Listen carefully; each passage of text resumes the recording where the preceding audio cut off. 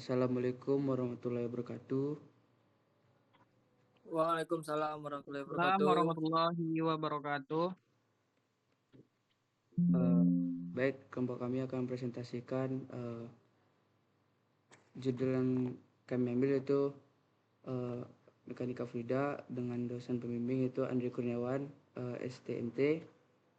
Judul yang kami ambil itu karakteristik fluida. Perkenalkan, nama saya Muhammad Noval, NIM 2307244. Perkenalkan, saya Muhammad Rizky dengan NIM 23072047. Saya Gilang Triokta Nugraha dengan NIM 22072033. Nah, ini dia pengertian dari fluida. Adalah zat yang dapat mengalir dan mengalami perubahan bentuk secara terus-menerusan ketika dikenai gaya gesek, walaupun gaya tersebut sangat kecil. Uh, Dalam fisika, istilah fluida mencakup zat cair seperti air, minyak, susu, dan gas seperti udara dan uap. Karena kedua jenis zat ini memiliki kemampuan untuk mengalir dari satu tempat ke tempat lain. Zat padat tidak termasuk dalam kategori fluida karena tidak dapat mengalir. Lanjut pada slide jenis fluida. Berdasarkan wujudnya, fluida cair memiliki volume tetap tapi bentuknya mengikuti wadah, contohnya air, minyak, dan alkohol. Yang kedua itu fluida gas. Volume dan bentuknya juga berubah mengikuti wadah, contohnya udara, oksigen, dan karbon dioksida.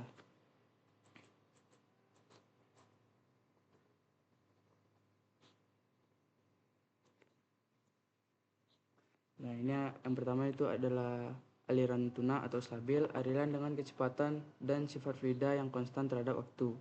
Yang kedua itu aliran tak tuna atau tidak stabil, aliran dengan kecepatan dan sifat yang berubah terhadap waktu.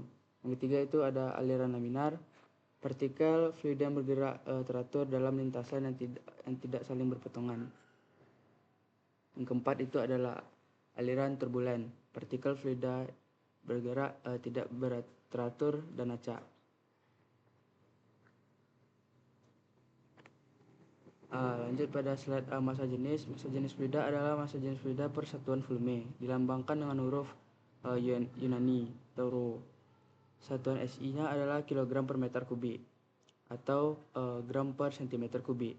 Rumus massa jenis bisa teman-teman lihat yang saya tampilkan pada PPT, di mana P sama dengan massa jenis, M massa fluida, dan V volume fluida.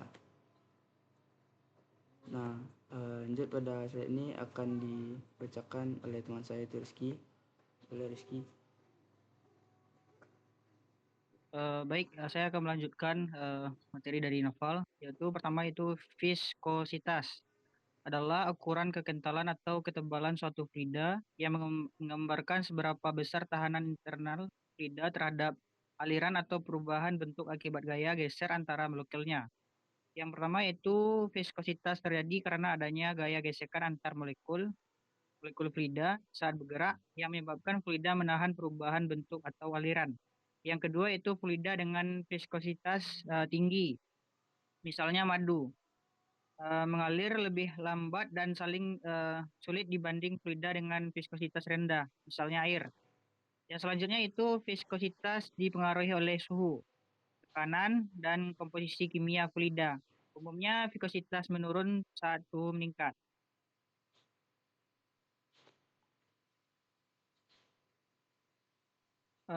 Yang selanjutnya itu tekanan. Tekanan fluida adalah gaya yang kerja persatuan luas pada suatu permukaan dalam fluida, baik fluida diam maupun bergerak. Rumus tekanan fluida yaitu P sama dengan rho GH, di mana P tekanan fluida, rho itu massa jenis fluida, G percepatan gravitasi, H itu kedalaman atau tinggi kolom fluida. Selanjutnya.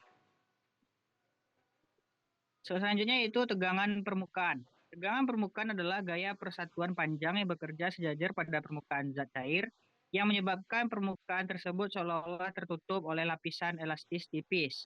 Fenomena ini terjadi karena gaya kohesi antar molekul di permukaan cairan yang menarik molekul-molekul tersebut ke dalam cairan hingga permukaan menegang. Selanjutnya. Selanjutnya itu kompresibilitas. Kompresibilitas adalah ukuran kemampuan suatu fluida untuk mengalami perubahan volume akibat perubahan tekanan. Semakin besar kompresibilitas, semakin mudah fluida tersebut dimanfaatkan atau volumenya berubah saat tekanan berubah.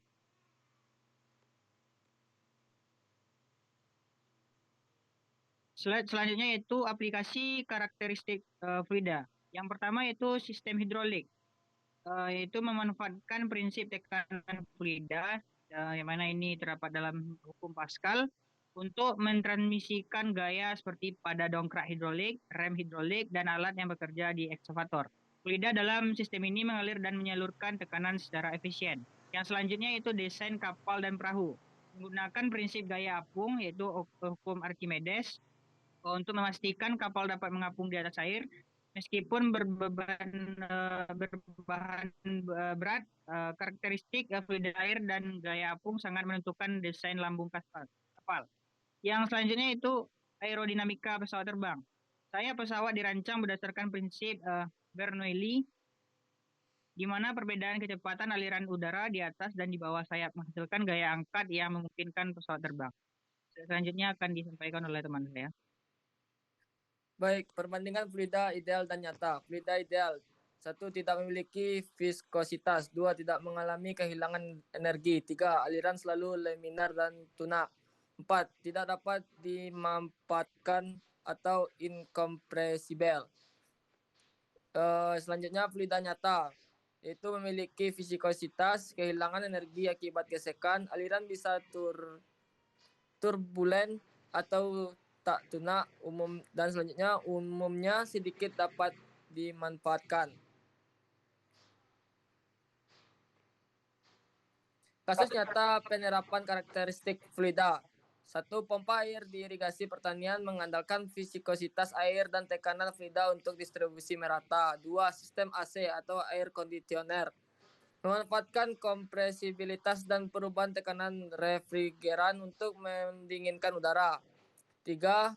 Penggunaan oli mesin. Oli harus memiliki viskositas tepat agar bisa melindungi komponen mesin secara efektif.